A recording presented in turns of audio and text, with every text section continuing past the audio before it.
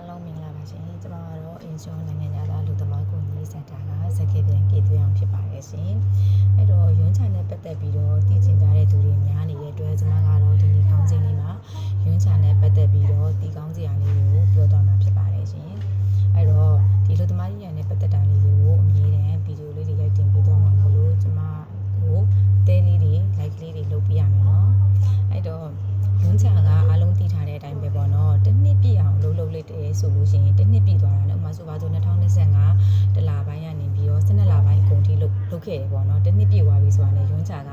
2026ထဲမှာ15ရက်ရတာပေါ့နော်15ရက်အဲဒီတော့15ရက်ရတာဖြစ်တဲ့အတွက်ဒီကုမ္ပဏီတွေမှာကိုကရွန်းချသုံးထားတယ်ဆိုလို့ရှိရင်ကိုရွန်းချသုံးထားတဲ့ရက်ကိုနှုတ်ရမှာပေါ့နော်။နှုတ်ပြီးတော့ကျန်တဲ့ရက်ကကိုရမှာပေါ့။အဲ့တော့ရွန်းချ20တွေကဘယ်လိုတွက်ရလဲဆိုလို့ရှိရင်ဥပမာဆိုပါဆို2025ဟာကိုတွက်မယ်ဆိုလို့ရှိရင်2025ရဲ့တနာရီလိုအားက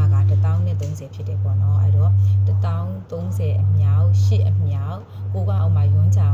ဆိုပါဆို9ရက်8ရက်သုံးထားတယ်ဆိုပါဆိုပေါ့နော်အဲ့ဒါဆို9ရက်ကျန်မယ်ပေါ့နော်အဲ့ဆိုရင်2025လိုအားက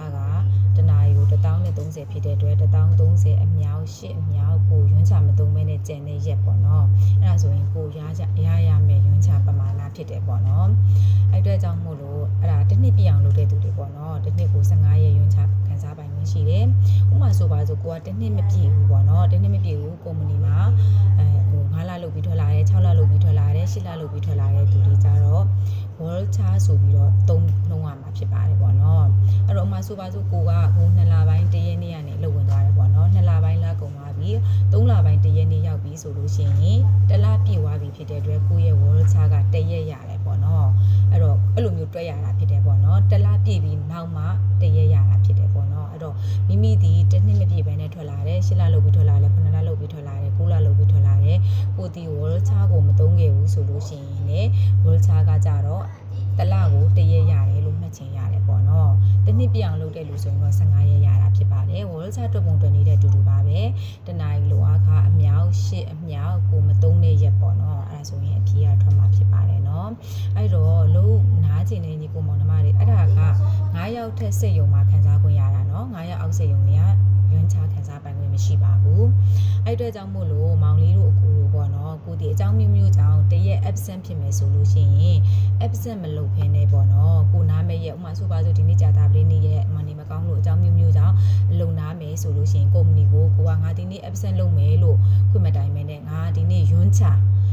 စာယုံဟဲကျူစေရောလို့ပြောမယ်ဆိုလို့ရှိရင်မောင်လေးက absent လုပ်တာမဟုတ်ဘူးပေါ့နော် absent လုပ်တာမဟုတ်ဘဲနဲ့ကိုယ့်ရဲ့ရွန်းချ15ရက်တည်းကနေပြီးတော့တရက်ကိုယူသုံးတာတစ်နှစ်မပြည့်တဲ့သူတွေကလည်း World Chart ပေါ့နော်ကိုယ့်ရဲ့တရက်ကိုယူသုံးခြင်းဖြစ်တယ်အဲ့အတွက်ကြောင့်မို့လို့ဒီရွန်းချ15ရက်ဆိုရင်15ရက်တည်းကကိုကရွန်းချတရက်3လီတာဖြစ်တဲ့အတွက်တရက်လျော့သွားရင်ကိုယ့်ရဲ့ရွန်းချက14ရက်ပဲကျန်တယ်လို့မှတ်ချင်ရတယ်ပေါ့နော်အဲ့တော့ကိုဒီ absent လုပ်တာမဟုတ်ဘူးရွန်းချကိုသုံးတာဖြစ်တဲ့အတွက်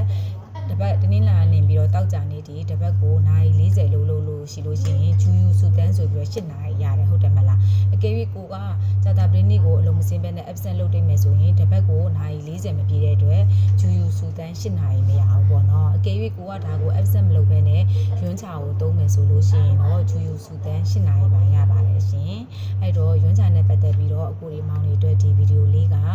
အသုံးဝင်နေဆိုလို့ရှိရင် share ပေးကြပါအသေးလေးတွေပေးကြပါ like လေးတွေပေးကြပါ comment လေးတွေရေးပေးကြပါလို့ပြောချင်ပါတယ်ဟုတ်ကဲ့အားလုံးအဆင်ပြေကြပါစေရှင်